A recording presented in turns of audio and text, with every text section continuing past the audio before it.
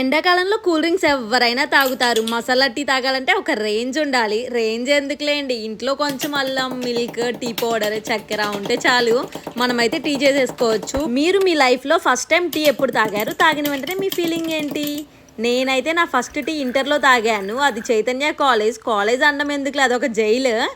చైతన్య అంటే తెలిసిందే కదా, స్టడీ అవర్స్లో ఎక్కువ, హాస్టల్ రూమ్స్లో తక్కువ.